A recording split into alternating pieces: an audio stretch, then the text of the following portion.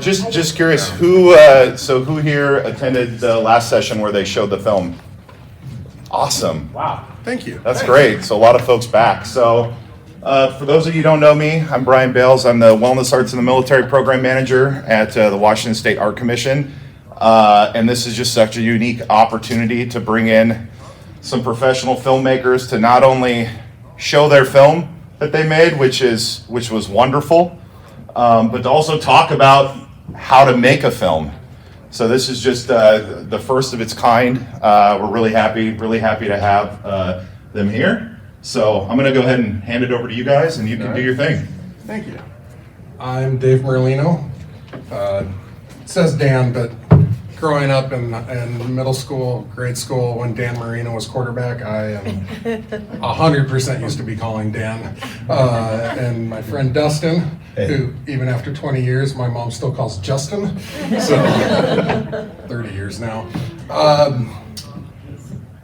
When we first offered to do this class, and I told Brian this when I turned in our form here, the class that we have and the handout you have is kind of straight down the middle. Like it's scalable in a way that can teach filmmaking, but we didn't know what kind of audience we would have. So if you guys want to spend more time on a subject or something that we don't cover, Dustin and I can birdwalk and ad-lib forever, so we can focus on whatever you guys want to focus on.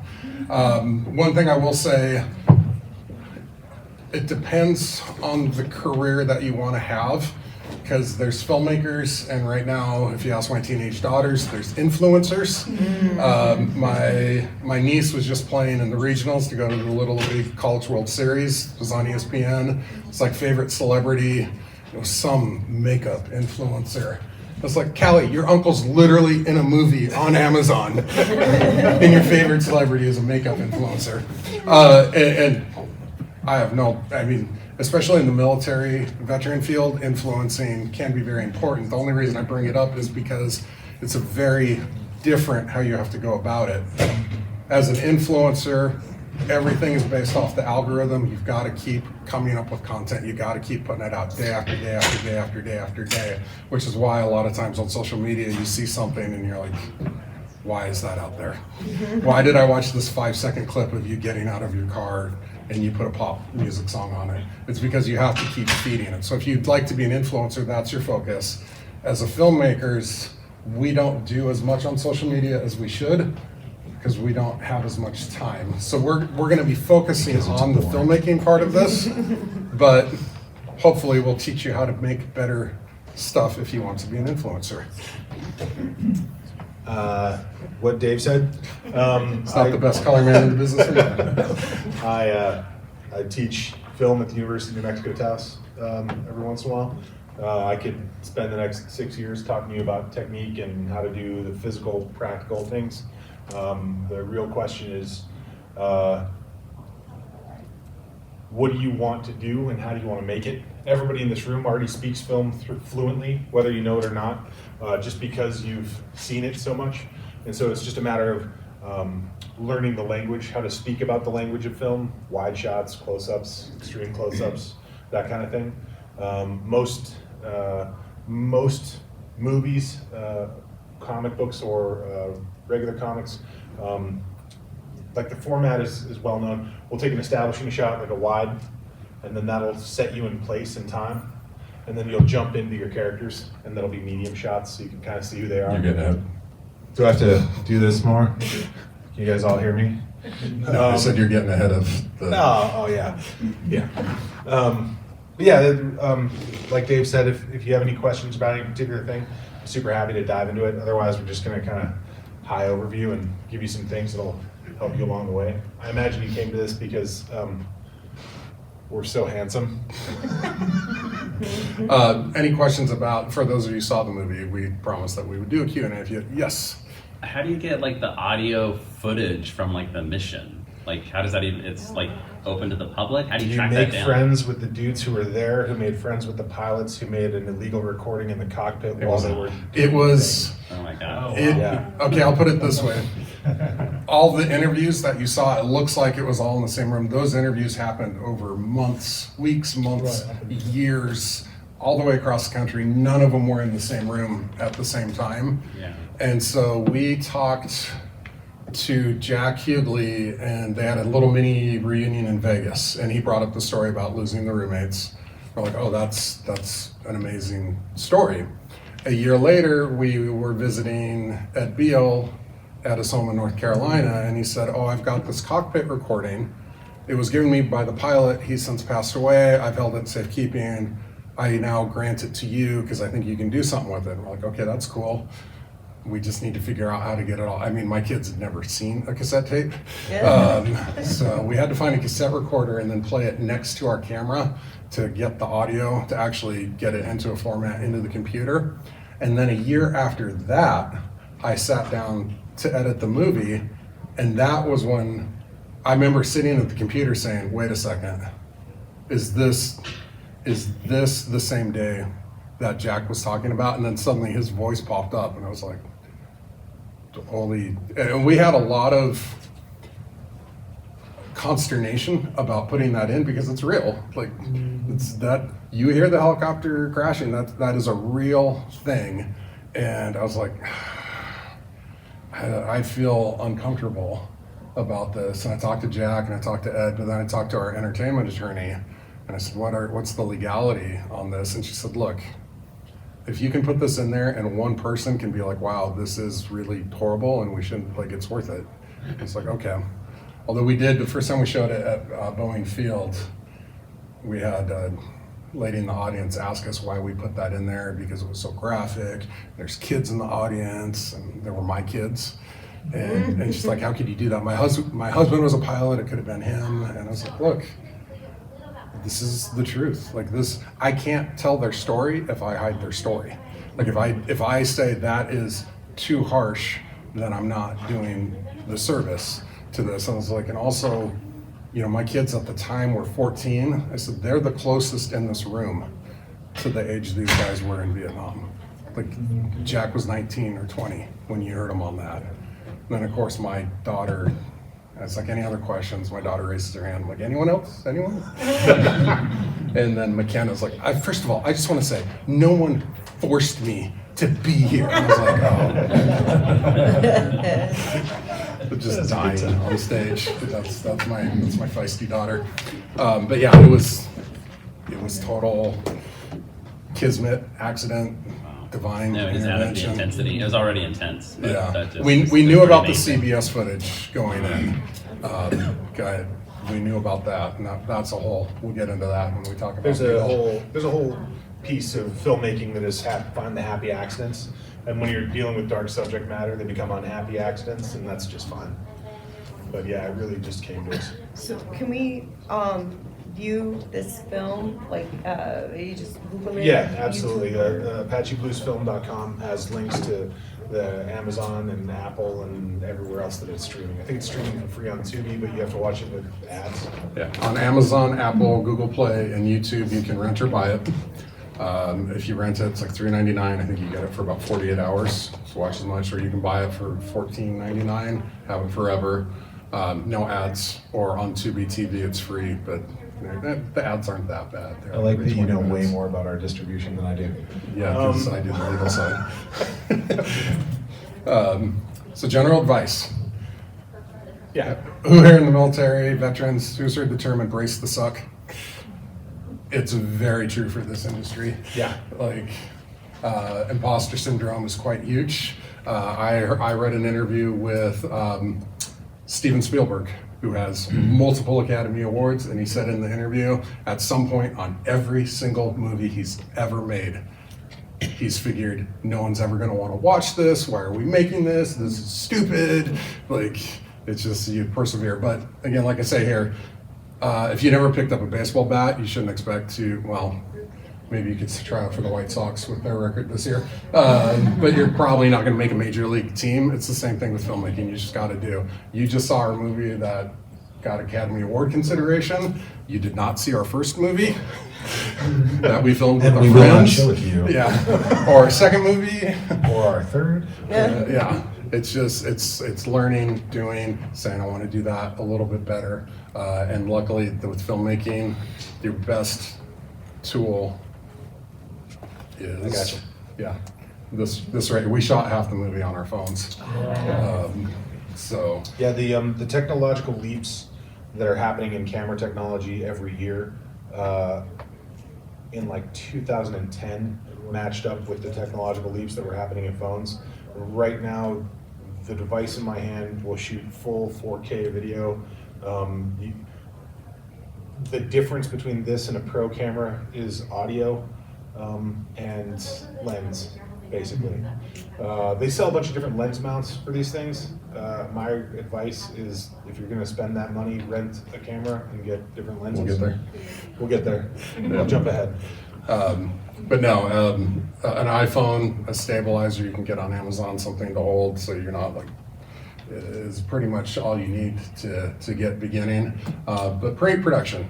So all movies start with a script, and all movies should not start until you're done with that script. That is not always the case in Hollywood. I guarantee you watched a movie where you thought, I bet they didn't have the script finished when they did that. Do not, this was ground into us by our mentor, do not start filming until your script is complete. Because if you change your ending and you're halfway through filming, it may change something you've already filmed, and then you're gonna have to go back and refilm it, and that costs time, money, energy, tears. But genre is important when you're choosing what you want to film. Safe genres, horror and drama. They are the safest genres that you can film. Horror, because you could film it in a house with a cast of up-and-coming teenagers who don't require that. I mean, that's why you see so many horror movies where you go back 5 years later and you're like, oh my God, look at all these people in this movie. And horror has universal appeal around the world.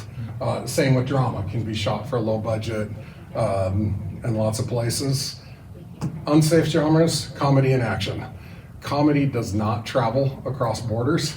And if you don't believe me, turn on something from South Korea or Vietnam or Germany, anywhere, and see if you laugh when they laugh. Not saying that it's because it's not funny, it's just very culturally different what everyone finds humorous. And action, you will never compete against the big studios with your action, no matter how good. Dustin has a master's degree in computer animation. And I'm just one man. yeah. No matter how good you are, you're not going to match the $300 million budget of the studios. And stunts and weapons on set will also send your insurance rates through the roof. We did shoot a low budget action movie, and we had to have, I called the Seattle police the day before, their non-emergency line, saying we're going to be filming here. Because it's right across, we're filming on a rooftop across from a hotel. I'm like, someone's gonna call. We had to have signs on each door, like we are filming a movie here. It's not getting robbed. Yeah, it's very, and anytime you have people falling, you have to be really careful. So I would not recommend those genres. Even though they're what we all want to do, right? Yeah. That's what Yeah. we got into this, is for explosions and hanging out with Russell Crowe. Yeah, you nailed that. No. So we covered the phone. Yep. A good quality tripod you can get on Amazon. Inexpensive portable lights. Our lights are like, they're 2 tubes. They were a couple $100. Yeah. And they travel. And a good microphone. All you need to get started. Yep. And is this where I talk about rentals? Yes, it is. Great. There's been some really interesting things happen in the last 10 years where some rental companies have come up. We've rented the best cameras in the world and had them drop shipped to a hotel under our name, and then unpacked it and plugged in the SD cards and gone and shot, and then packed it back up and sent it off. And those services let you put your hands on the expensive gear and try it out, and it's well worth your time to kind of test those out and see how you like them. Those cameras and those systems come with a large workflow change, because when you're shooting in high def, it changes the way that you have to work with the data going forward. It chews up small computers, is what he's trying to say. But Lens, if you want to write it down, lensrentals.com. A digital cinema camera can cost like $5,000, and you're going to use it once or twice once or every 2 years. And by the time you get around to using it that third time, and new cameras come out, that's even better. So you can rent it from lensrentals.com for 3 days for like $50 a day. And you also have to have expensive lenses, rent those. They mail them. We went down to film with RB in San Diego, had it mailed to his house, set it up, filmed for 2 days. They give you the self-addressed stamped return with FedEx Office. Just went and dropped it back off, and back it went. I have not bought new gear for 7 years. Yeah, as soon as we figured that trick out, we were like, okay. After our cinematographer told us we were idiots for buying new gear, Yeah. but he was a 20-year-old wonder kid. But yeah, you can. I'll give an aside. I used to work for Customs. One of my officers who I trained became a teacher at the academy, and he texted me because they're starting a film program there. He's like, "Hey, why isn't this camera working with this tripod mount?" And we're like, "Well, because it says right here it's not compatible with that tripod." But I was like, what are you doing? Why are you getting this camera? This is a $5,000 camera. He's like, "Well, we're starting we're gonna film training and put out videos on the internet." I was like, "What?" He's like, "You should be filming that with your phone." And I was like, "You're gonna need $2,000, probably $3,000 worth of lenses. You're gonna need a $3,000 laptop to be able to cut on and on." And Cody, he's a good friend, he didn't like the two kids who were doing this. I say kids because I'm 50 now. But he went back and I was like, "You just need a cell phone. That's all you should do." And so those guys came back because, they've been given the equivalent of daddy's credit card from the government. And they're like, "You're just jealous of us." I was like, "I'm literally standing on the Warner Brothers lot right now." I'm not. But that, you can get so focused on that gear that all your money will be gone. As a filmmaker, the thing you need to be asking yourself all the time, from the beginning to the end, is where's this going? What's the final product? What I learned really late in the game is that all of the projectors in the continental United States project at 2K. So all this talk that you hear in the media about 4K and 8K and that size, the reason that it matters is because if you can shoot a digital image at twice the resolution you're going to project it at, you can zoom in digitally up to 200%. So in the edit, you can get those punch-ins. So the reason 8K is an important piece is because it speeds up production time, because I can get a wide, and if I set it correctly so that I can zoom in and not lose the edges, I can also get a medium and a close-up out of that one shot. Does that make sense? Mm-hmm. Just by. But again, your phone is all you need. A new one of these will do that for you. Yeah. So there you don't need to invest right away. Planning your shoot. What is it? Fail to plan or plan to fail? You cannot fix it in post, no matter how many times people say it. I will bug our cinematographer when he's setting up, like, "I will just fix it in post." You can't fix it in post. You can't. If you don't have the shot, you can't edit it in. So this is the part where we're going to talk about filmmaking, and if you have questions and you're like, "I want you to talk about this more," or on, this is kind of where we'll go. And this is where, if you want to tell your stories, you want to put something on the internet, these are the tricks that are going to set you apart. And the simple rules are dynamic scenes call for a dynamic camera movement. If someone's fighting and you just set up a camera on a tripod and leave it there, it's not going to look nearly as good as if you're following along in the fight. Whereas if you're having a big dramatic scene, it's going to look really weird if your camera is like circling all around and getting in. Like, your camera matches your pace of your scene. And also, every time you make a camera cut, you should change the depth of, so like if you were filming me and you had all of me in the frame and then you wanted to cut to something important, you should at least cut to maybe half of me. You shouldn't have the same amount of me in that, because the audience gets bored. Yeah, they call them jump cuts, but they're not. The only thing they jump is your sense of time. Because what we're really working with as filmmakers is we're working with time, right? That's what we have control over. We can look at hundreds of years or 2 hours in the course of 2 minutes, or 2 hours. We get to decide how much time we're really working with. And I come to it from the animation side, so I'm really interested in it down to the frame. At least talking and bringing up something. Nice. The documentary that we just made really showed me all the other side of thinking about that. Animation is really pre-production heavy, where the more pre-production you do, the less time in production you spend, the less money you spend. And documentaries are kind of the other exactly way around. The more you shoot, the more you have to edit with. And since it's just a process of reduction, you're just cutting down and cutting down and cutting down until you have something that you feel is good. It's just a different way of working. So this on screen right now, some filmmakers will tell you this is the most sacrosanct, important rule of all of filmmaking that can never, ever, ever, ever be broken. And then some guys break it all the time. Some guys, but it takes practice to be able to break this rule. It's called the 180-degree rule. So if you have a camera on a table, let's say, and two people are talking, we've established for you, the audience, Dustin's on this side, I'm on this side.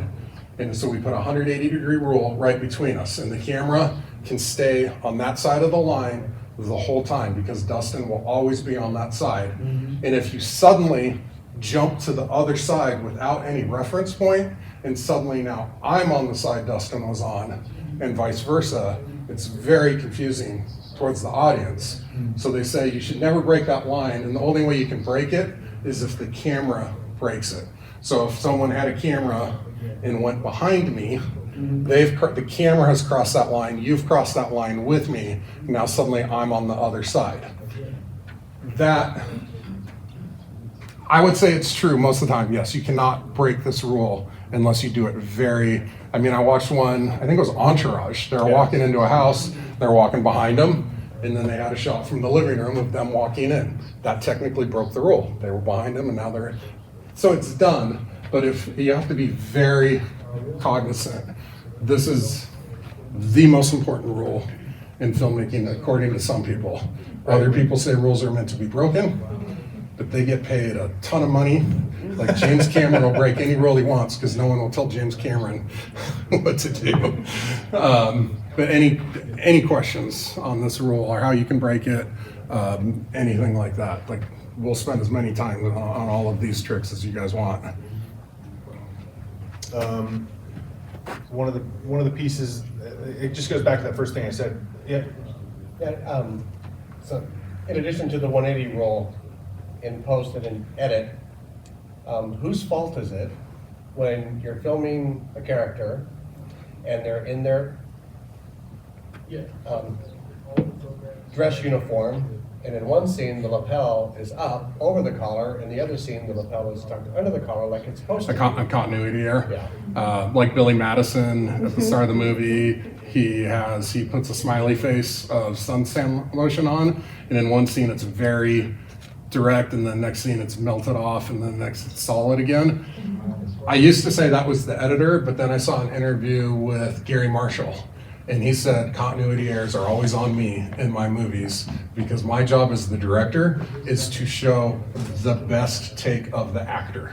Like my job is to always put the actor in the best light possible. So if their best line delivery has that lapel tucked in, he's like, I know it's there. It bugs me every time I see it, but it's the best. It's what's best for the movie.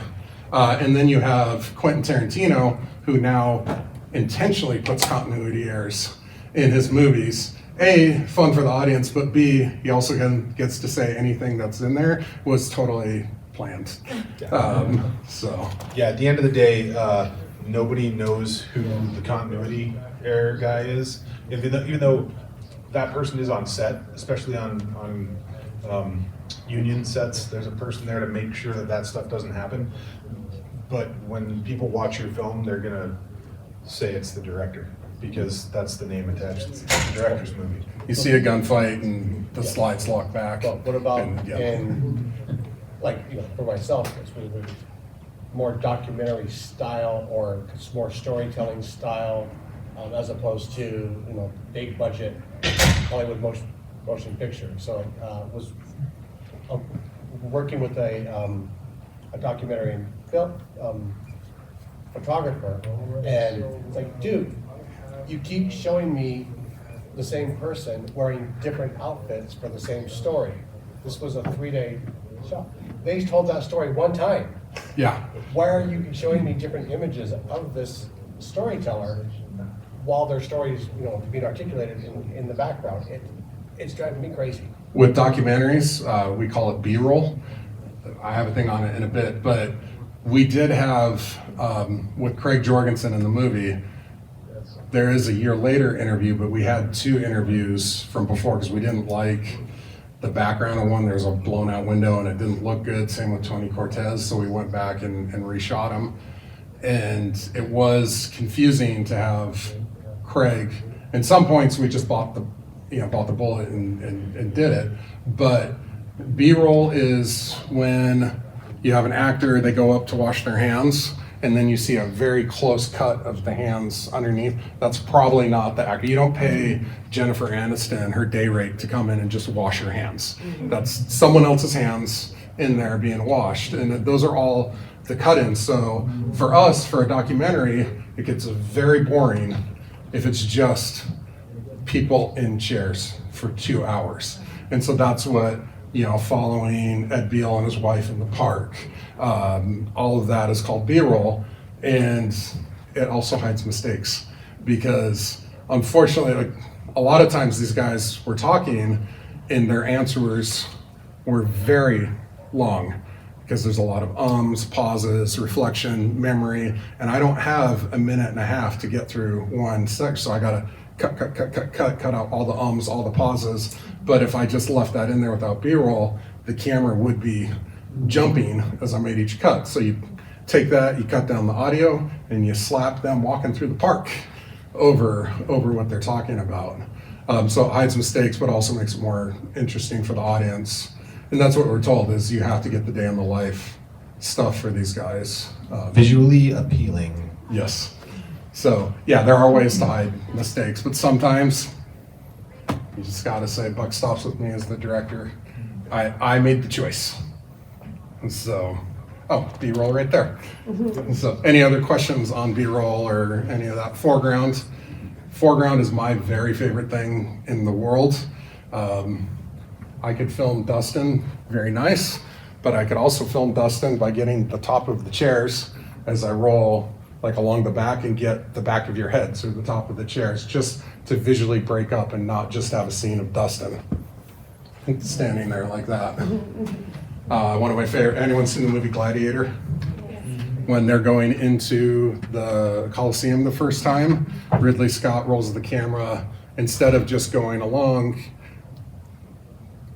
they're walking in and he rolls behind the guy with the drums. So your camera is seeing all the guys drumming to get a bigger texture of the Coliseum life. So anytime you can put something in front of your camera, I am a huge fan of it. This is your favorite role, Dustin. What's that, the thirds? Yeah. This comes back to Renaissance painting. You have this much space to work with, and how you choose to interact with that screen is up to you as a director. The more you learn about painting, the more you learn about image placement, the more you're going to start playing with your characters so they're not just in the middle. You'll notice this surfer is on the top 2/3, but also over in between the top right thirds. The more you start breaking up your image, the more visually appealing it is. Other humans like to look at visually appealing things. The more you center on the object you're looking at, the more it starts to look like a De Beers commercial. Commercial photography is a very specific thing where it's like, look at my beer, look at my whatever it is, But if you're trying to tell a story, that nature of shooting really, because we all speak film, that is a dialect of film that your brain intimately understands, is a commercial immediately. And it makes it so that you cannot hide commercials within your film very easily. Well, and I like to think of it as anytime you put someone right in the center of your frame, that's a very intentional choice. Like, we framed General Funk in the center of the frame because he is a retired 3-star general and he has gravitas. and everyone else was right and left, and General Funk was right down the middle. I like to liken it to talking to someone who's just looking you straight in the eyes without blinking while you're talking. That's what framing someone in the middle of your camera looking right at the camera is. And there's very good reasons to do it. I, Tonya, the movie that was out a couple years ago, what they frame in the center for the documentary segments, like especially when Tonya Harding's looking at the camera saying, "You guys did this to me, you victim." I mean, that's a very intentional you, and she's right in the center of the frame, looking you right in the eye to make you uncomfortable. So, center frame. Yeah, I could teach 9 weeks about image placement. The the Fibonacci sequence, are you guys familiar? Where things spiral out. There's some famous drawings that you'll see where the spiral starts over here and then gets out and takes over the whole image. That way of laying out images is like the most appealing to all humans. Some of us don't like it. I'm in the few who doesn't like it, but that doesn't mean anything because you're, as a filmmaker, trying to make your work appealing to the broadest audience. You can specify who you're trying to make your work for, but when you're talking about the nuts and bolts of actually doing the job, you have to pay attention to the broadest audience possible because you don't know who's going to see your work. Once it's out in the world, it's kind of like signing a painting, right? Once you click upload to YouTube or once you send it off to whoever, like Dave and I had the experience this summer of people being like, "Oh, you're the guys," which is ridiculous. Well, I'll put it this way, the movie that we watched today, Yeah. we watch it with an audience of veterans, or if we watch it with an audience of civilians, the laugh lines are different depending on the audience, what people find funny. The veterans love the dark humor. They love laughing at Craig Jorgensen when he asked what it's like to be shot. He's like, "What the fuck do you think it's like?" Veterans love that line, whereas civilians are, "Ooh, am I allowed to laugh?" Like, yes, you're allowed to laugh. It's funny. So, questions on framing, thirds, anything, off the wall questions. Coolest celebrity we've met, which is not many. No. Jerkiest celebrity we've also met. No. We'll answer any of those questions throughout. We want to know that then. What? All right. This one hurt because I used to be a law enforcement officer. We went to the final draft, the screenwriting program.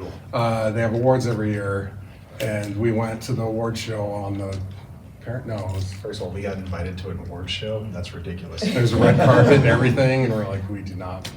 It was great because we're not only were we like, you know. Well, we're also taller than everyone in Yeah, I Hollywood, was so gonna when you look at the red carpets, they have all the sponsors behind, and it kind of ends up acting like a police height lineup.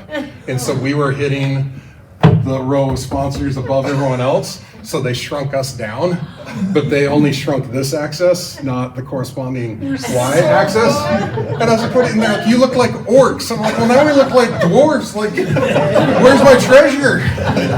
But that was hosted by the guy who played Ramathorn in Super Troopers. It pains me to say it's it. not great. He is a gigantic dick. He apparently had a friend at final drafting, gotten fired, and he was like, "F it, I am not putting any effort into this." And so then the next year they had it hosted by the guys from Reno 911 because they heard Ramathorn had hosted and they hate him because they had reached out saying, "Hey, we're going to do this." And then he was like, "Oh, you're just copying us?" I'm like, "Yeah, because police comedies had never existed before Super Troopers." And I think Super Troopers is one of the most realistic police movies ever made. But when they heard he bombed, they were like, "Absolutely, we'll do it." They waved their And they feet. put on the most amazing show ever was just so to rub it good. in. Yeah. Randall Wallace, nicest guy. We won a contest where they gave you an idea and you had to submit 15 pages. And then they chose 10 people to compete under mentorship, and then Randall Wallace would choose the winner. You got to go out and have lunch with them. And the log line was, soldier returned home from war and his whole life is gone. We're like, okay, well, everyone's gonna do Iraq and Purgatory, so you can't do that. We're like, this is Randall Wallace, guy wrote Braveheart. We're going big, Yeah. no, just big, epic, fantasy, magic, everything. And we won, and we got to meet him. And then, so we flew down to LA, and then like the night before, I mean, we met in college when Braveheart was out. We're like, we're gonna meet our hero tomorrow. And then suddenly you're like, what if our hero is a dick? So what if he's Like, what is going on? And we're so nervous, us like up all pacing night. the room. We meet him, and he's super down to earth. He used to be in the seminary before he got to Hollywood. He's a super down to earth guy. And he said the night before he sold Braveheart, he got a call from his agent saying, "Hey, you're sitting down." And when he wrote Braveheart, he had been a TV writer. They'd gone on strike. It hadn't come back the same way. He's like, "I'm done. I'm gonna go out writing what I want to write." And he wrote Braveheart, and he was just over it. And his agent was like, "Are you sitting down?" He's like, "I don't care." And he's like, "Well, Mel Gibson read it. He loves it. He wants to meet you tomorrow." Beverly Wilshire. So he goes there. It's Mel Gibson and a row of suits. He said he sat down and they're talking, and finally he was just like, I don't know what came over me. Like I said, I was over it, and I said, "Look, this is the way it goes. Braveheart is a Jesus allegory, and if you're gonna F this up, I'm not gonna sell it to you, and I don't care." And he left. Got a call from his agent. It's like, what were you thinking? It's like, well, no one was talking, and I got nervous, so I talked. And he's like, well, one of the guys not talking was the head of the studio. And he loved it, and he wants to give you a 2-picture deal. The first will be Braveheart, you'll direct the next, and that became Man in the Iron Mask. Whoa. Yeah, so he's like the coolest guy. So that worked out pretty well for him. Yeah. He taught us the number one lesson I've taken to heart, because I asked him what was it like to be nominated for the Oscar, and again, seminary is like, well, it was dangerous because I realized it's the Golden Idol. He said the Oscars are a popularity contest. He's like, you earn the Medal of Honor, you win an Oscar, and that's the difference between those two. You don't win. I really, oh, they won the Medal of Honor. No, they earned it. It's like the Oscars is at a certain point in time, enough people said, I think yours is the best. He's like, you can't live your life trying to win that popularity contest. I would rather have 32 second place finishes than one first place win. I was like, wow, that is one of the most profound things. And I've tried to model that. And then when we were told we could win the Oscar with this movie, I was like, what do we got to do? Like, no, what do we got to do? So true. All right, so that's pre-production planning. I told you we can get off track, no problem. I love your questions. Any other questions before we go in? Oh, I just have a quick question Yes. on the subject of script writing. And maybe I'm jumping the gun and you're going to get into this, but you talked about how you need to make sure the script's written before you start filming. But as documentarians, you don't really know what people are going to say. have no that you're script. doing. So how do you You kind of- say no script, but Here's the rule for documentaries. It was taught to us. we'll teach it to you. If, when you make a documentary, at the end of the day, like you're done, you've edited it, and the movie that you finished with is the exact movie you thought you were gonna make when you set out to make it, you did not make a documentary, you made an opinion piece. You went out and found everything, you agreed with what you thought about that situation, you filmed those interviews, and you did it. A documentary will reveal itself to you. And I told our entertainment attorney, we come from the scripted side, we're gonna have this done in 6 months. She's like, no, you're not. I'm like, yeah, we're gonna break the wheel. She's like, documentaries take years. It's like, no, they don't. That's why we have the joke in the movie. Like, remember when we said we're gonna do this? Like 4 years in, I was talking to her, she's like, so, how'd it go breaking the wheel? You guys Not done that yet? good, just like it Figured rolled that over out? you, didn't it? When we first started making the movie, we're both born after the war. When we talked to Vietnam veterans, the stories we were hearing were drastically different than what we're reading in our history books, what we're seeing on the news. When you look at even the way we've originally talked around to Wallace to talk about the pop culture depiction. Why can't I take music from Band of Brothers and put it over Platoon, and it's a drastically different movie? Just the choices that are made.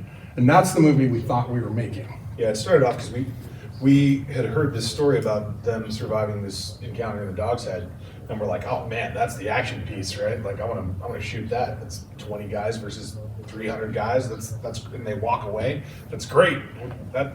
we want to do that. So we like went in with this idea of we're going to get that information. It'll be a round table thing, but we'll stick everybody either on the left or the right. And when we edit it together, it'll look like they're all sitting around at the table just telling that story. It's going to be That part did survive. Yeah, that part's great. But then we talked to Dr. Clymer in Austin. He was the former head of specialized care. He started teaching us about PTS, also known as PTSD. He had strong thoughts about how it's not a disorder, we agree with. But the part where he's saying, if 5 of us are in a group and a car backfires, and the veteran ducks and the 4 non-veterans don't duck, culturally, it's the 4 non-veterans be like, wow, there's something off with you because we didn't duck and we're normal. And it's just a different experience. I've never been in a situation where a loud noise means I could die, is what the people standing are thinking compared to the veteran who are like, that's a gunshot, I should get down or I'm gonna die. And so it was kind of bridging that gap. And then from there, we went to a mini reunion in Vegas, and that's where we filmed the first round of interviews with Ed Beal, Doc Del Valle, Dwayne, and Jack. And Craig, I've known forever, back from our time in customs. He's written books, totally comfortable talking about anything. General Funk, totally comfortable. He's a general. He gives speeches. He's totally fine talking about anything. Ed Beal had never, ever talked about the war. His wife had died a month before. I have done interviews for customs. I used to be on our high risk interview team. I've had the FBI hiding behind walls because they didn't want to talk to this guy. And they're like, just get everything and like, don't let them know that we're here. I'm like, okay. Like those were tough. Ed Beal's the toughest interview I've ever done in my life. And it's weird as a filmmaker because he's breaking down. I mean, the tears are there. He's Yeah, I was gonna say like me to him with the camera right here, and inside as a filmmaker, you know that a movie like this, the silence is where this is made. When Joe Sanchez talks about his friend dying and then suddenly, or same with Jack Hughley, as a moment where he's just not there. That's where these moments are made. So as a filmmaker, you're like, oh my God, this is fantastic. Like you just have this internal rhythm in your head when you know something is gold. You're sitting there like, this is amazing. And then you're also, as a human, like, and I caused this. This is all my fault. That is the toughest guy in the continental United States, and he is weeping openly in front of me. Yeah, and so Ed, all his friends, they were all out doing things in Vegas, and we're like, we can't just be like, okay, thanks, see you later. And, you know, he can't go back to his room alone right now. And so we hung out for like another hour. The scene at the very start of the movie where I'm like, Ed, you did great, is the tail end. We left the camera on, but that's when he started saying, it's like, you know, I feel better. I think I'm going to talk to my daughter. Like, I think she's always asked, and I've never wanted to, and now I'm going to do it. And same with Dwayne Blower. Dustin got on me because I was kind of letting him off the hook and kind of going into questions sooner because his knuckles were just gripping that chair. And it's like, I was afraid we were going to lose him. And as soon as we turned the camera off, you could just see him relax. And we went to dinner that night and they're smiling and they're joking.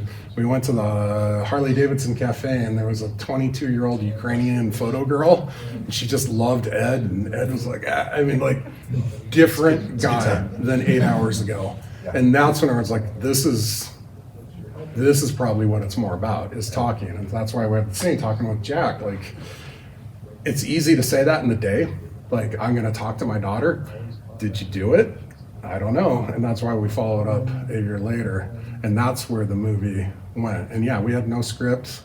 We had hundreds upon hundreds upon hundreds of hours of footage to go through. That's when we found out that the down cockpit tape was the same day Jack was talking about. You do have to put them together in post. Well, I'll get to a little more to how you do that when we get to the editing. Yeah. But yeah, it is. Yeah, we were in the middle of that, and then they have an annual reunion that those guys all go to. The whole Alpha Troop goes to, and so probably 3 years in this project, one of the pilots came to us and said, "Hey, I've got all this footage that we shot ourselves in the cockpits. Do you guys want it?" Yes. Yes, we do. Do you want unseen helicopter footage from Vietnam, from combat stage? Yes, I absolutely do. Please give that to me. Thank you. All right. Job of the director. Everyone here wants to be a director, right? great job. You know everything that's going on set, right? You are the one who knows everything, right? Our directing mentor put it best. He's like, I've worked with every camera there is to work. He filmed Menace to Society, and he's like, I've worked with every camera there is to know in Hollywood. I don't know how to turn on any of them because that's not my job as the director. You have to trust people. So your job as the director, and he summed this up. I'm borrowing it. Oh, is there a question? Yeah. Sorry. You're right. Go. No. So I was just wondering, like, with when you guys got that footage, with it actually being like war footage, Yeah. is there any legality with that? A lot. Okay. Yes. So much Because, legality. because, It's called fair. It's the doctrine of fair use. okay. The CBS footage, our lawyer reached out to CBS surreptitiously and asked about it, and they wanted like $30,000 for it, which was like most of our budget. Yeah. So instead, we paid like $7,000 in lawyers' fees to the top fair use attorney in the nation who's gone up against CBS, and they're scared of him. What it is anything like news footage, stuff like that. I mean, we could spend an hour on it. I'm going to give you the very basic tenet. It's as long as you're doing what's called commentary of it, or you're putting it in a new context, or it adds historical things. So we could use that CBS footage because it's literally our guys in that, and they're literally talking about that day and adding commentary on to what it is. If we had tried to use that footage just because we're telling a Vietnam story and we're like, oh, we found this, we probably would have had to pay for it. We wouldn't have a legal doctrine. Well, and that came all the way to, we cut out most of CBS's helicopter footage. And replaced it with the stuff from the veteran. Yep. Because that's the only. Because we could say we've only used as much CBS footage as we need. We haven't just like kid in the candy shop, we can use it all. It is possible that CBS could still try and sue us over it. I mean, they wouldn't win, but they have more money than us to go. And so our lawyer, who's the nicest lady in the world, she scares the shit out of me. She said, all I will do is I will call him up and I will say, you really want to, you sure about this? Because my filmmakers are going to trot out Craig Jorgensen, who was shot, and they're going to trot out Ed Beal and talk about how you've made millions of dollars off of them, and now they're trying to tell their story. It's not going to look good. And we also have an insurance policy that will cover up to $3 million in court costs. So we're playing with house money. So it is, but it is. Yeah, you have to be really careful with that stuff. So that's. Reaction channels on YouTube are really big right now, and a lot of them aren't legal because they just put their face in the corner and go while someone else's stuff plays. That's not legal. You have to be adding to it. You have to be commenting on it. You have to be changing it in such a way or adding context. So yeah, there's a huge fight in the entertainment world about YouTube reaction channels because they're claiming fair use. So I was more looking at like the fact that it was actual military footage, because like, yeah, in the military, you know, we took photographs, videos and stuff, but it's different when it's it's supposed to be like released. It's different when it's so the way I understand it is the footage that we received is personal footage from the personnel that they took in country while they were operating. And we had them sign waivers saying that we could do it, and our lawyer laughed. He's like, I've never seen this. I just pulled a waiver off the internet. It says this cannot be revoked. Because the last thing you want is for someone to suddenly, you're done with your movie and be like, oh, never mind, I can't do this. And then you have to take it. But yeah, we do have waivers from them saying what we can use it for. We can use it for the movie. We can use it to market the movie. We can't use it for other stuff. So if you have personal stuff or friends have shot stuff, totally fine. If it's news stuff, it's fine, but run it through a lawyer. There's the footage, the very famous picture of the Times Square, the kiss from the end of World War II. There's technically another picture that was taken like 5 feet to the right by a Navy photographer. That's technically fair use for anyone to use because it was shot on the government dime with taxpayer money, so therefore it's ours. Yeah, but it's just 5 degrees over to the right. It's actually this thrill-held footage for CBS actually changed the way that the Army looks at video, and they changed a lot of their policies going into Gulf War and in the 80s because as the technology, because that stuff is all shot in handheld 16, you know, and which you can see from the bad cranking. It's so weird, and it's really, you know. Yeah. Well, Vietnam was the Wild West. Hop on a helicopter. Hey, can I come with you guys? Yeah. To now embedded. Yeah, it's a different scene. Now they really want to sign off on everything and really control the video and the messaging that's coming out, and you know, to a certain extent they can, because part of the new sign-in waivers, you waive all the rights to your video, you give it actually to them, and so it's check with a lawyer. But okay, directing. You want to be a director, you have one job on set, and that's to keep it free of tension. Not pressure. People give good performances under pressure, but tension is bad. Tension is fear, failure, fear of getting yelled at. You have to, actors, and we're going to get into actors, it's really, I mean, they are an emotional spot. If you have a good actor who's really embodying what you need, they're going to be incredibly emotionally vulnerable. And so you have to do everything you can to allow them to give their best performance. So your job is to keep it tension free for the actors, but also, like I said, you only have so many hours in the day, and you may be coming up. Golden hour is the best light. It's like right after sunrise or right before sunset, beautiful golden. It's the best time to film. And if you're trying to set up and you have to get it done, and it needs to be done now, and you've been a complete jerk to your crew the whole day, you think they're going to be like, oh my God, I want to help Dustin. He's been so great. So this is the way it was explained to us.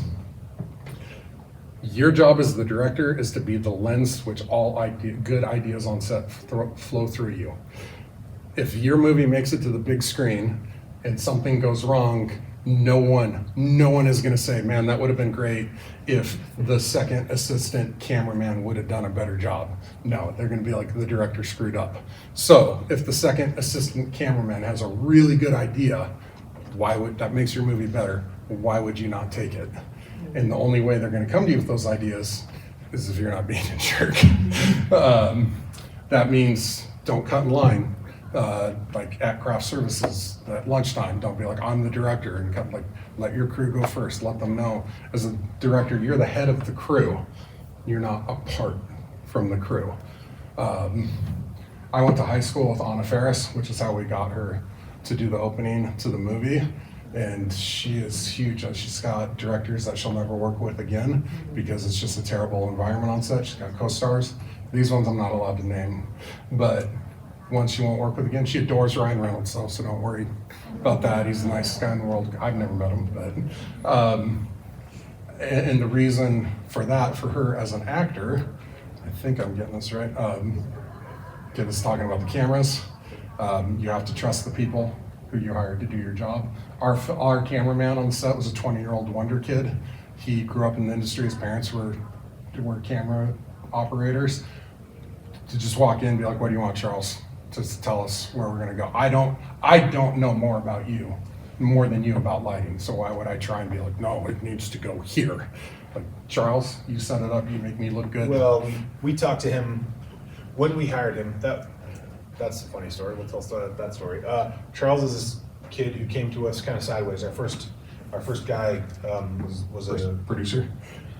Well, our first cinematographer was this guy that we'd worked with a bunch of times before, and he got scooped up to do Steadicam for the Macklemore World Tour. Yeah, that's the thing. So he left, and we needed a guy, and our first producer was like, "Oh, I have this kid that I worked with. Call him up. Here's his work." And she sent us his reel, and it ticked all the boxes of can he do the job. So then it became, we talked to him on the phone for about 10 minutes. And at the end of our little interview, she says, lightning round. Yeah, she says, is there anything else, you guys? And Dave goes, lightning round. Where's your favorite? 5 favorite fast food restaurants, go. Yeah. And it's like, I know your work's good, but I gotta spend 30,000 miles in the car with you. Like, yeah. That's what I try and teach my kids too. Like, I know your work's good. Can I spend X amount of time on set with you? And that's where it comes down to on set. That they're looking at the same thing. Now, if you're James Cameron and you win Oscars, you can get away with being a jerk because someone wants to have a James Cameron movie on their resume. We're not James Cameron. I'm not saying he's very good at what he does. Well but- documented. Yeah. It really comes down to you have to be focused on being the lens. As a director, you have to know what the whole project is, and you're holding space for these other professionals to come in and do that thing. And so you're playing play pretend with the actors. You're really getting the best work you can out of them. But in order to do that, you have to trust the lighting department, you have to trust your camera guy, you have to trust your audio guy, and you have to go through and check all the boxes and say, hey, do we have good sound? Do we have good, because at the end of the day, it comes down on you, and you don't want to have a shot where the guy's like, well, I wasn't ready, so then I just went with whatever. So you make sure everybody's got it going ready, and then you say, okay, let's go, action, and you start it off, and that's the job. But working with actors, Yeah. there's a term called outside in versus inside out for acting. You want your actors doing inside out. Yes? What are some of the complexities creating a film based upon a book? You need to have the rights to the book first. So that would be the question. Yeah. Would copyright be? You either go to the author. The author may still retain the rights if they haven't sold it yet. If they can do that, work out a deal. There's plenty of deals you can work, like, hey, I'll work on the script if you like it. Like, we can move forward. If they've sold the rights to someone, or it's the publishing house, you may have to buy them. But never, ever, ever, ever start writing a script until you have the rights, because you'll never be able to show the script to anyone because you don't own the story, and unless you want to do it to practice screenwriting. But if you have a book that you like, it's very accessible now to just look up on the internet. If you can find the contact info for the writer and just send them an email or reach out to them on social media, and they may say, oh, Random House owns the rights or something like that, and then you can start tracking it down. But I always start with the writer to go from there. And always start with the rights. Don't start writing the script until you have that squared away. And usually those step deals are like, they're like a 5-year deal. So if I'm Random House, I'll sell you the rights for 5 years for $5,000, and then if you actually sell that script, then You owe them another 20. Yeah, exactly. Yeah. But inside out versus outside in. You want your actors doing outside in. You want them, or inside out. You want them to feel it here, and they're projecting it. And the way I describe that is, as a former cop, I can watch a show and I can tell if that person has been around law enforcement or done that, or they've only watched cop shows and they're acting like what they saw on the shows. That's outside in acting. That's when you're getting flamboyant, and it's just, you're trying to project that you are this person rather than feeling that you are this person. You want your actor to feel like that they're in that character.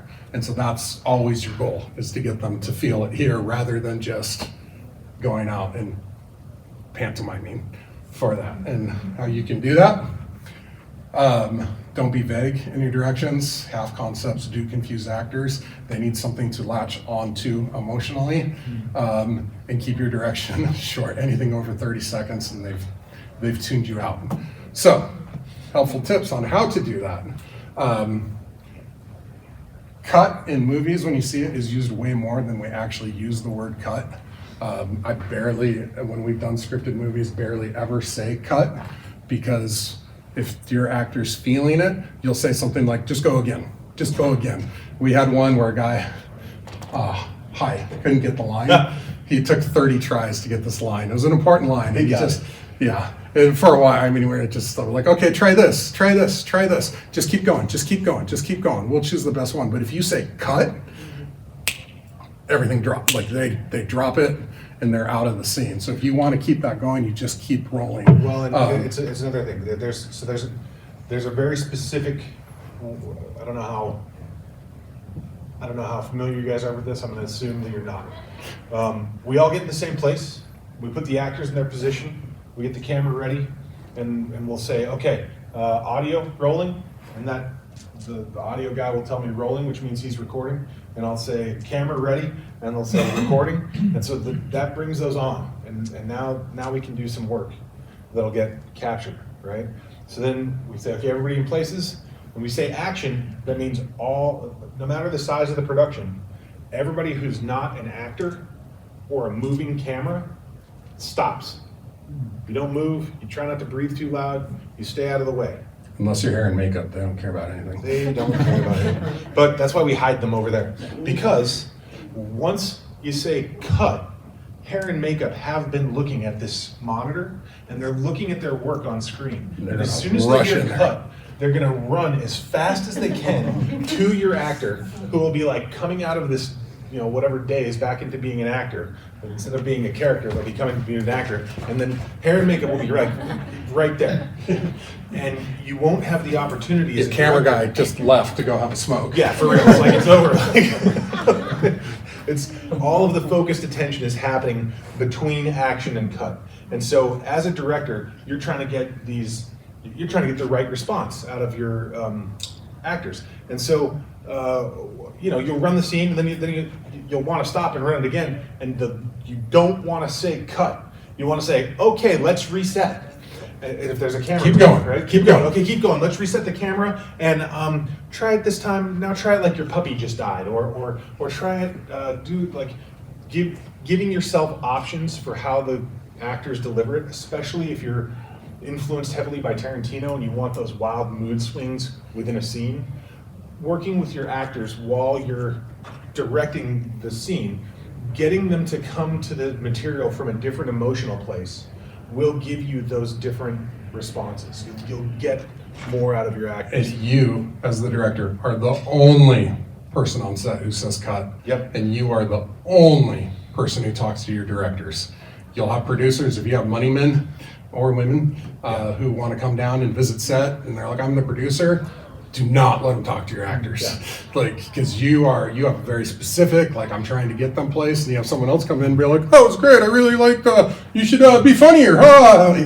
It's just, yeah. That's a 100%, you are wasting our money and our time, go sit down. Yeah. And never criticize an actor. They are, again, in that emotional space. If you need an actor to cry, the last thing you need is that sucks. Yeah. Okay, so as Dustin was just talking about, giving bad examples of direction, results direction, take it down, make it quick, be mysterious, be funny. I always do this to my daughter, tell me a joke, make me laugh, be funny, go. Or dad, be funny, tell me a joke. It doesn't work that way. Could you be? A good actor will ignore you. So who's seen 21 Jump Street with Channing Tatum? The scene with the high school director, it's the most perfect example. It's okay, I want you to try it again, but I want you to be funnier, yet sad, yet happy, and just goes on for you can tell Will Parnell is just taking out all of his frustration with every bad director that he's had with that line. Be funny, yet not funny. What do you do with that? Our directing mentor did have. He was filming a horror movie, and the producer had a friend. He's like, oh my God, my friend's so funny. And he's not. And he was just having a hard time. They had a scene where he had to be scared.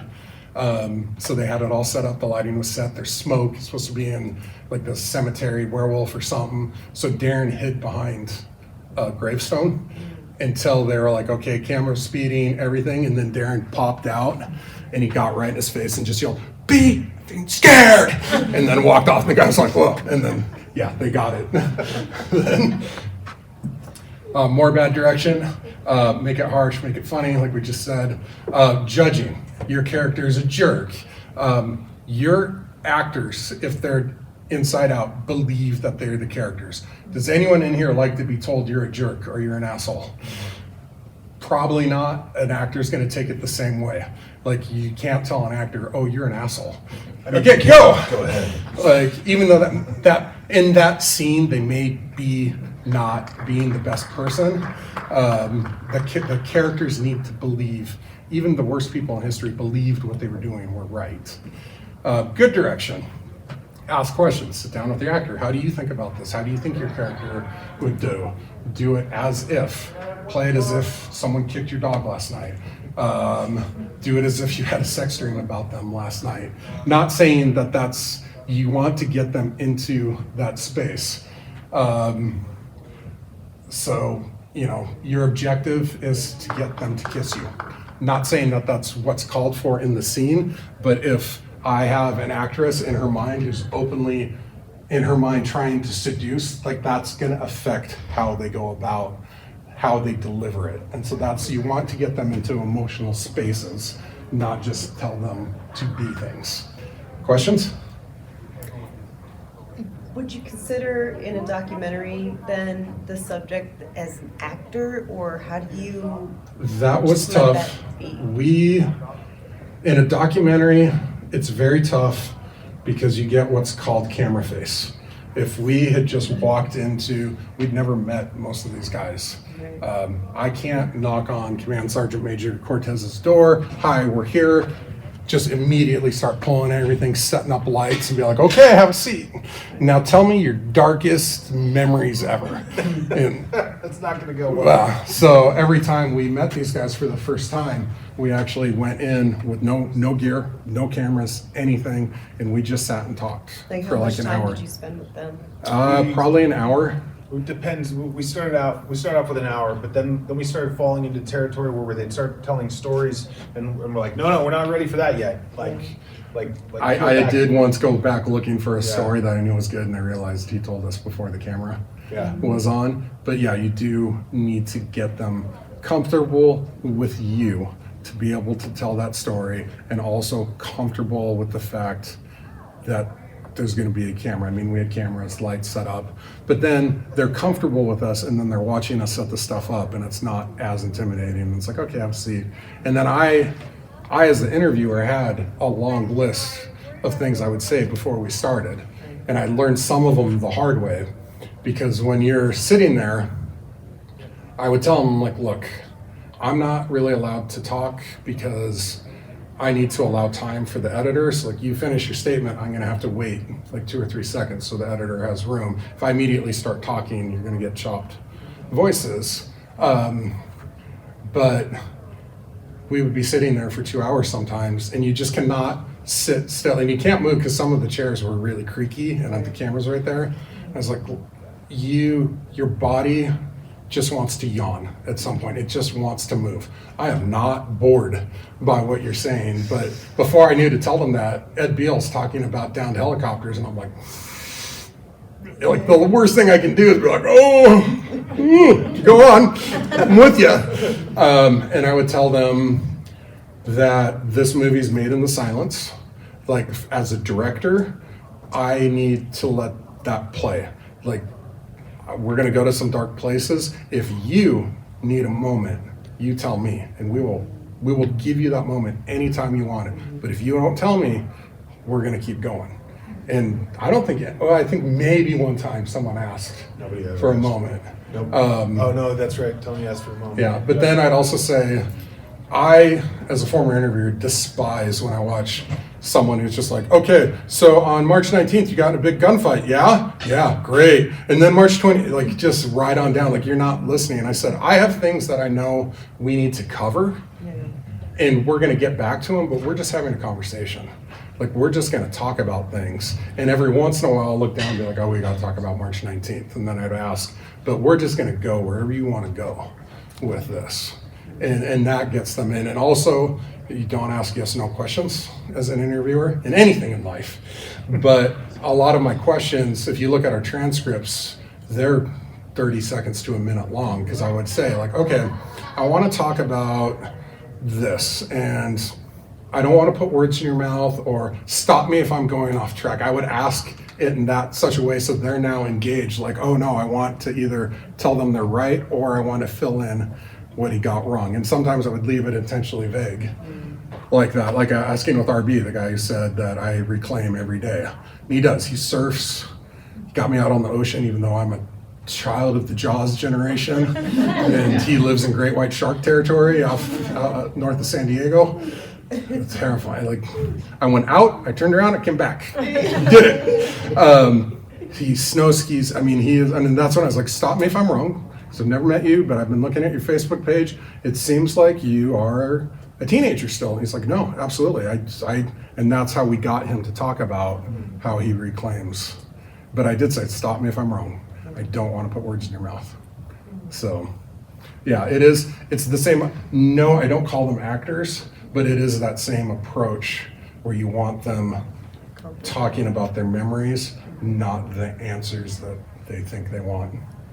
And each one of them said that they had enough that they were comfortable talking about, and then they weren't going to go any farther, but every one of them went farther than they thought that they were going to go once we started talking. And some of that was that silence part. In my mind, I'm just counting down, like, need to wait, but for them, silence is deafening, and they wanted to fill it in more, and they kept talking. So. Yeah, those extra 5 seconds for the editor, by leading into it, it gave us the excuse to sit there and be quiet. People hate quiet. If you've ever been in that situation where someone's asked you a question and you answer and you'll trip over your tongue trying to get out. And that's what happened. That's how we got Doc talking about the bodies that he'd seen, the burned bodies, and Doc's one of the only ones who didn't cry. Yeah. But his hands are just going like this. It's not on screen for a lot because I got into the close. And then I put a very subtle, you can't quite see it, but I put a very subtle zoom. So if you looked at the start of that scene to the end, we're in almost 50%, but it's so slow as the audience, it's just kind of getting closer, but his hands were just going like this.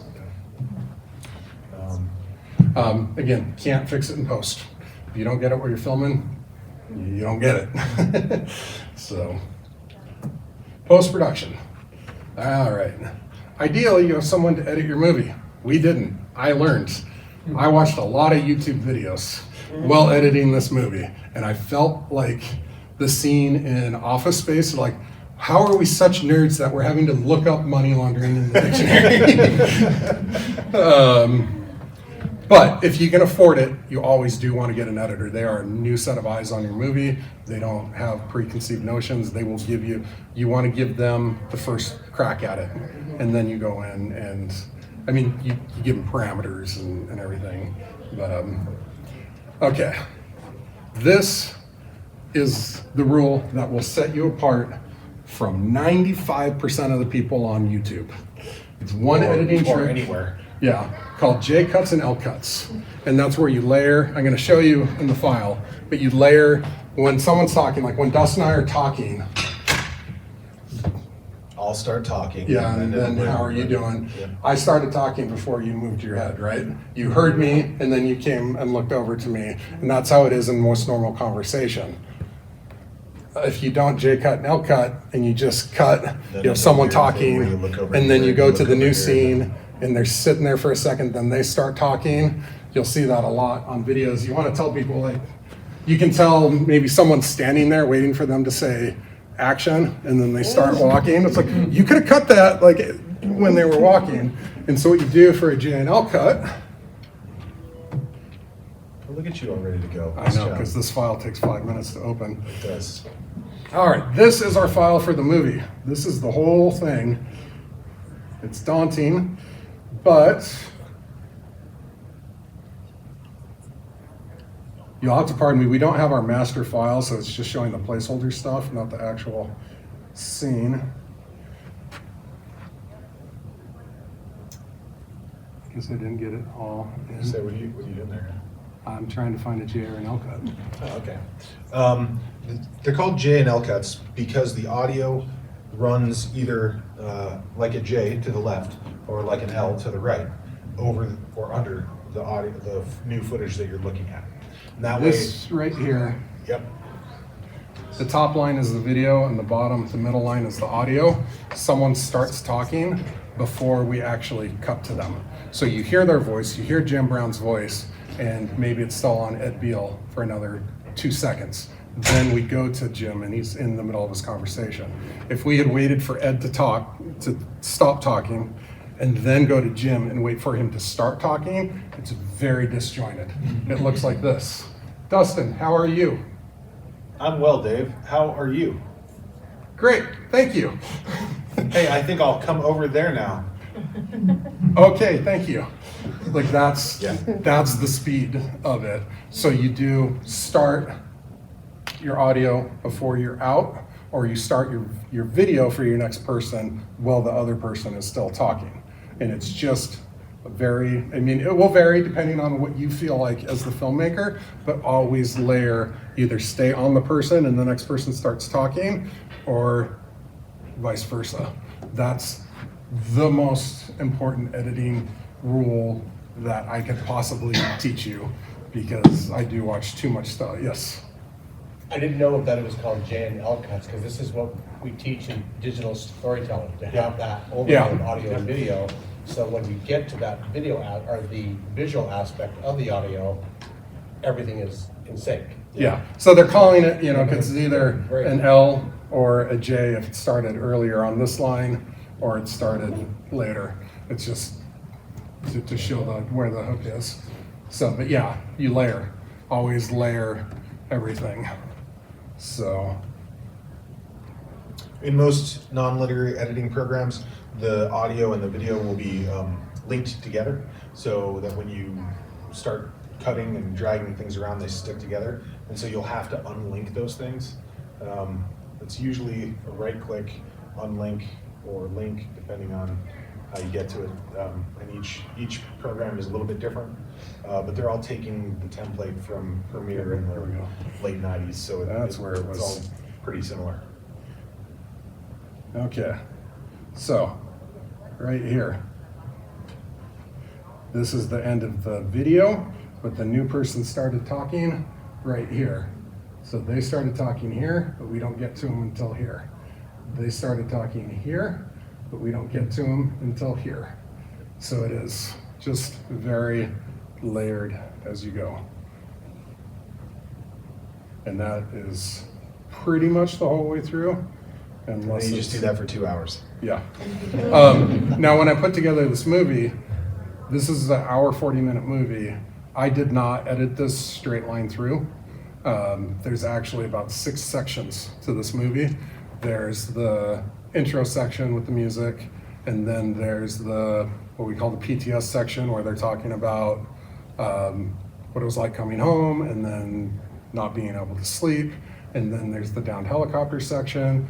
There's the March 19th battle, the March 25th battle, and then there's the 1 year later part. I edited each of those separately. Each one of those is their own contained unit, and then I found bridges to be able to put them together, like the scenes of us in the car.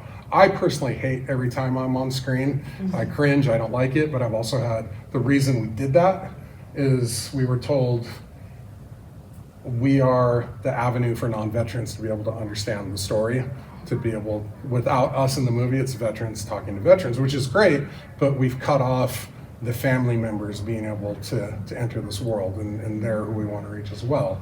And so we're in there as bridges between the sections, but also to be that avenue.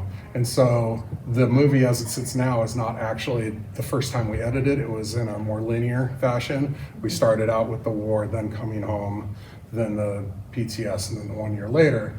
And we're told that we're taking away some of the tension because we know they all came home because they lived.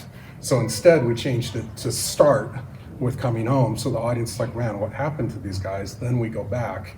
And so all I had to do was take those sections and I highlight it, I moved it over, and I moved that, and then I put it all, I mean, it was a little harder than that, but.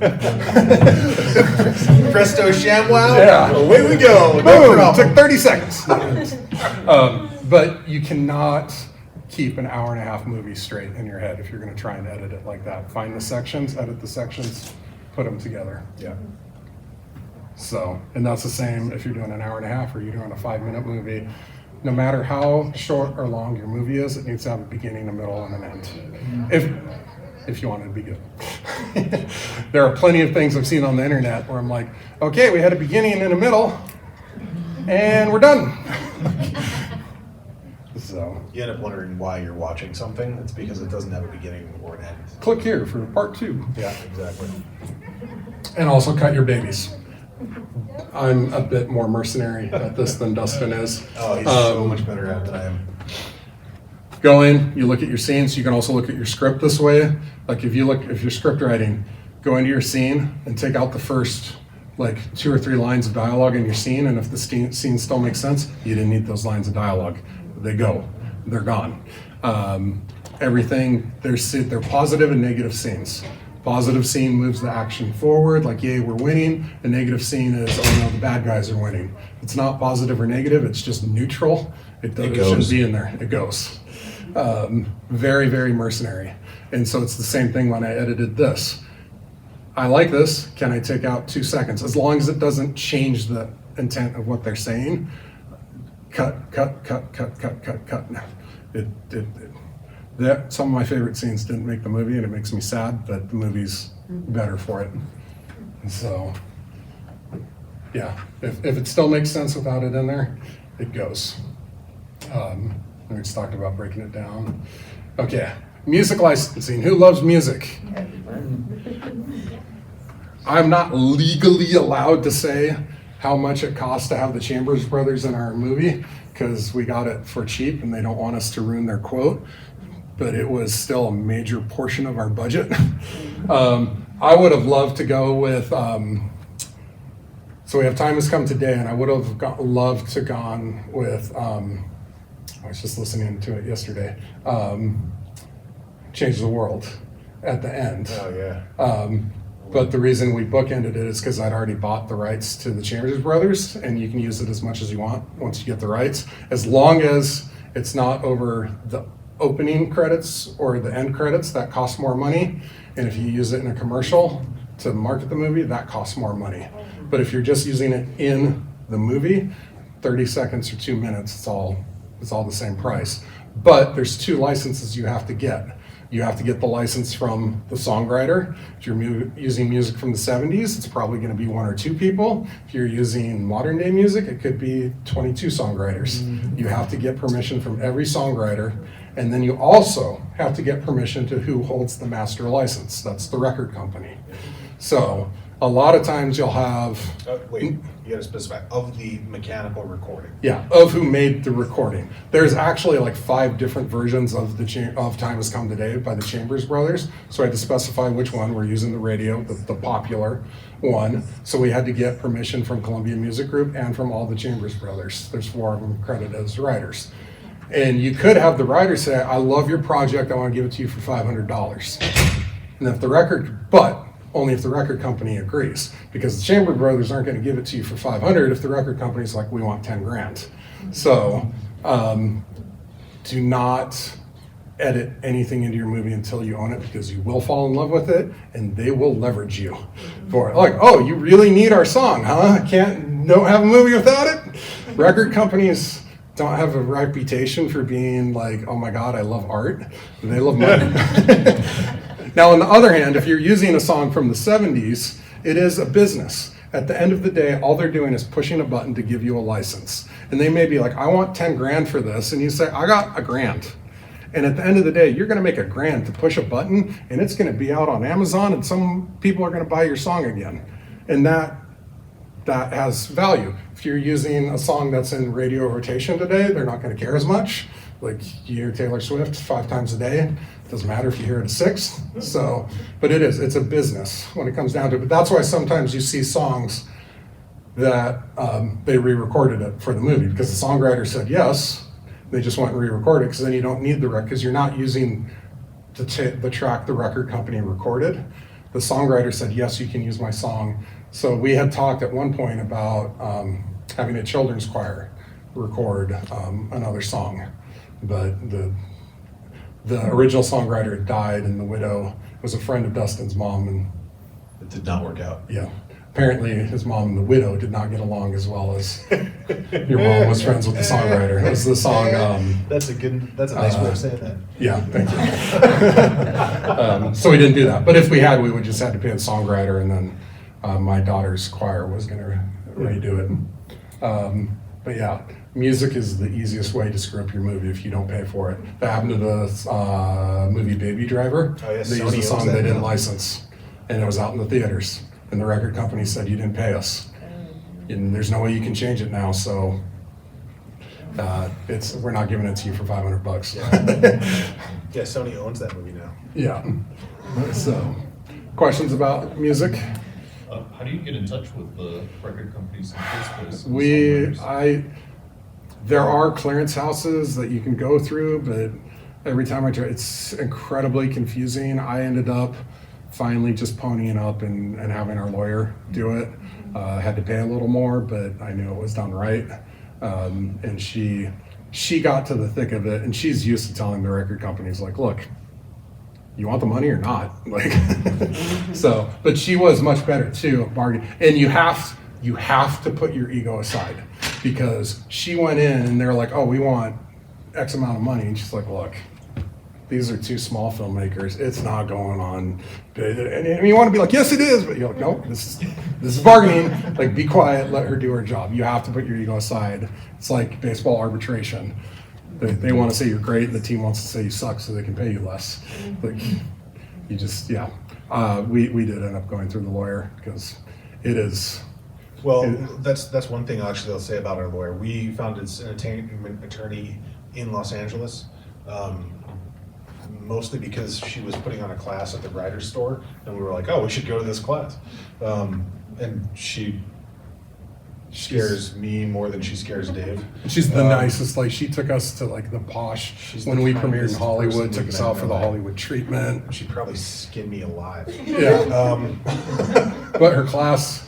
Are you going to tell the game board story? No. I was just going to say that the reason she is one of LA's top entertainment attorneys is because her office is on the same block as the record company. She, when she had to negotiate, it was people she knew. She just called up the people she knew there.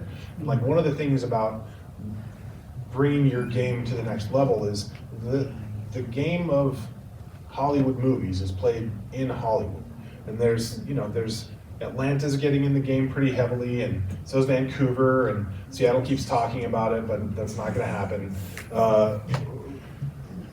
Everywhere on earth wants to be LA and New York in terms of film. That's not going anywhere. They're not going to let that go. If you want to be operating at that level, you're going to have to go there. We're going to have to give up the room here. So. Yeah, and it's way better to just like have somebody in town who represents. Which we have one slide left. I don't know if there's a class after us, but the way I liked it is she had one guy up front in that class who's like, I'm going to change the way Hollywood operates. And she just leaned over and she's like, and how's that going for you? And I was like, I love her. And she's like, here's the way it goes. Hollywood's a board game. These are the rules. You can either play the game or you can sit on the side. I choose to play the game. I was like, yes. Post-credit scenes, AI. Everyone hears about AI. There are a lot of people who are afraid of AI taking their jobs. AI is a tool. AI cannot create, it can only copy. There are great things that AI can do to help you, especially if you're a small house. Like if you have your scene and need lighting, maybe have AI go through and do a color pass. Great tool, but that's what it is. It is a tool. It cannot replace a storyteller because it can only look at what's been done before. And there is a movie that came out last year, there's controversy about whether or not it was written with AI, because every scene just kind of feels like something you've seen before. And it just doesn't have, it just bounces along the surface. We call that Marvel. Yeah, but they're definitely writing it, just... Yeah, rehashing old myths is different than... What is funny though is they are now using AI to catch script cheats. So if you use AI to write your script, it's probably going to copy someone, and then someone's going to use AI to catch you having copied. So it's all a great business there. But yeah, no one's ever going to replace human emotion. You can't. AI can only look at what's been done before and say, I will do this slightly differently. So don't worry too much about AI, but you can embrace it as a tool to help you edit, to help you color correct, to help you do a sound pass. Probably pretty great stuff coming that way. It's really good at helping you research things that are well documented. All right. We are 2:01, right on time. Nice job. I think there's another class behind us. We do have to vacate the room probably, but we are more than happy to talk outside in the hallway. Any questions? If I go home, I'm going to probably have to mow the lawn, all that other stuff. So happy to. Thank you all for coming to our class.